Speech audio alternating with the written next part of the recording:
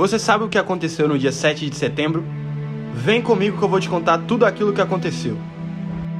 Diretamente relacionado com a Revolução do Porto, o Dia do Fico marcou a história brasileira, determinando a permanência de Dom Pedro I no Brasil.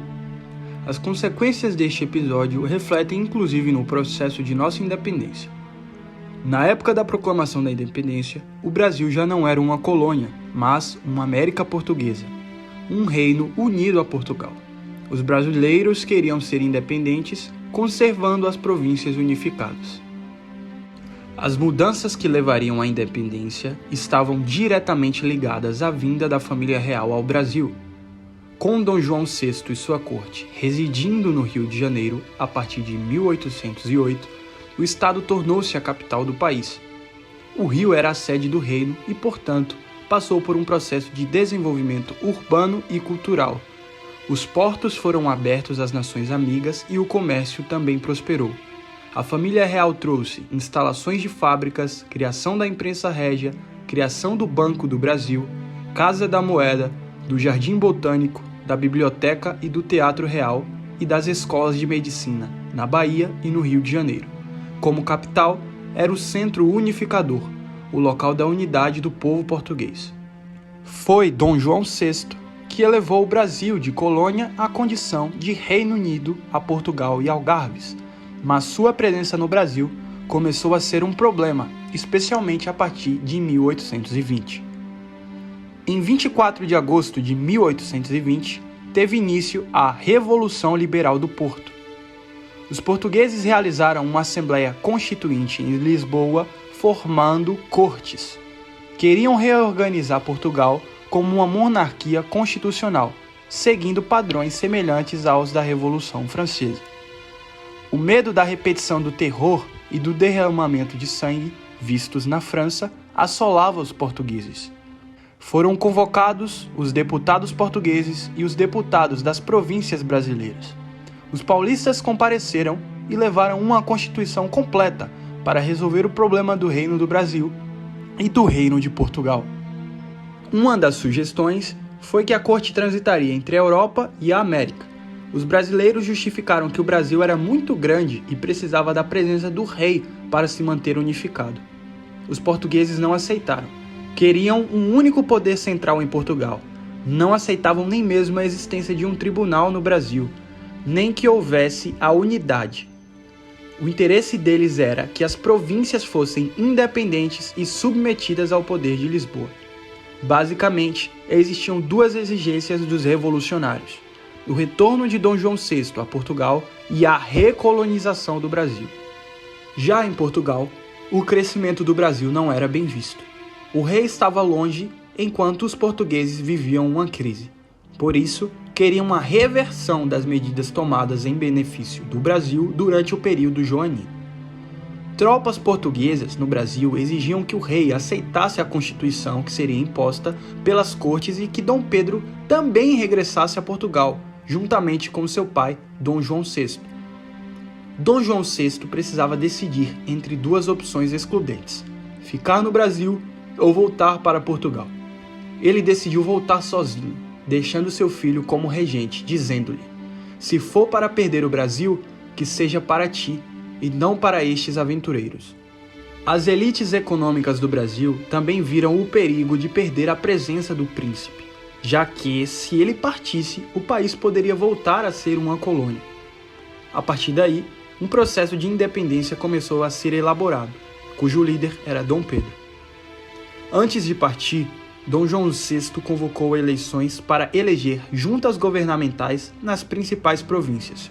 Foi uma forma de ajudar o Reino do Brasil a manter a autonomia política diante da Revolução das Cortes.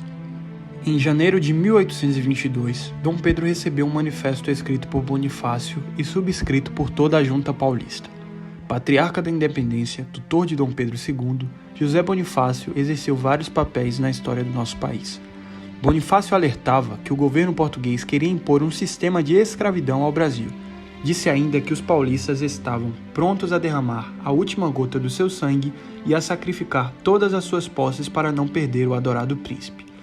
Os jornais da época chegaram a publicar essa carta para o conhecimento da população. Assim, a sociedade civil mobilizou-se para que Dom Pedro permanecesse no país. O ambiente era de animosidade e guerra civil entre os fiéis ao príncipe e os fiéis às cortes. Frequentemente, os portugueses e brasileiros entraram em combate, pois os brasileiros não queriam obedecer às cortes. Havia pedidos de várias províncias e abaixo-assinados insistindo para que o príncipe regente permanecesse. Dom Pedro recebia cartas de líderes das províncias brasileiras para que os brasileiros não se tornassem servos de Portugal. Bonifácio liderou a redação de um manifesto entre os paulistas que exigia a permanência do príncipe. As províncias de Minas Gerais e do Rio de Janeiro também assinaram o manifesto. Ao todo, foram 5.000 assinaturas clamando pela permanência de Dom Pedro. A população do Rio de Janeiro da época, capital brasileira, não passava de 60.000 habitantes. Foi o maior abaixo assinado solicitando o fico de Dom Pedro I. Leopoldina, esposa de Dom Pedro, estava também contra as cortes portuguesas. Em suas cartas, demonstrava ser favorável à independência e queria também ser a imperatriz do Brasil. Tanto José Bonifácio quanto Leopoldina desejavam a permanência de Dom Pedro no Brasil. Ambos acreditavam que, se o príncipe retornasse a Lisboa, o país não seria capaz de resistir ao furor revolucionário. Uma das estratégias de Leopoldina era dizer que não poderia retornar a Portugal porque estava grávida. As ameaças das cortes a Dom Pedro eram frequentes e o príncipe oscilava entre as escolhas. A questão tornou-se irremediável quando as cortes dissolveram o governo brasileiro e ordenaram mais uma vez o retorno do regente. Em meio a tudo isso, não era mais possível adiar uma decisão. Ele precisava decidir se iria ou não ficar. No dia 9 de janeiro de 1822, Dom Pedro I, do Paço Imperial no Rio de Janeiro, dirigiu-se ao público para proclamar a sua permanência no país, no que ficou conhecido como Dia do Fico. Foi um forte símbolo que representava que o Brasil já não era mais de Portugal. Dom Pedro I, na varanda do Paço, diante da multidão que clamava pela permanência, anunciou seu fico e correspondeu às expectativas do povo. No momento em que Dom Pedro resolveu romper com Portugal, ele sentia-se já brasileiro. Enquanto isso, Portugal desejava retroceder os avanços da terra do regente. O apoio popular foi crucial para o Dia do Fico e para os eventos subsequentes. Ainda não era o momento da separação oficial e total. Uma reconciliação ainda era vislumbrada, mas os acontecimentos não permitiram a manutenção da união. Poucos dias após o pronunciamento de Dom Pedro, comunicando que permaneceria no Brasil, o tenente-general Jorge de Avilhas organizou suas tropas para dar um golpe e assumir o governo brasileiro. Ele acreditava que o príncipe era frágil.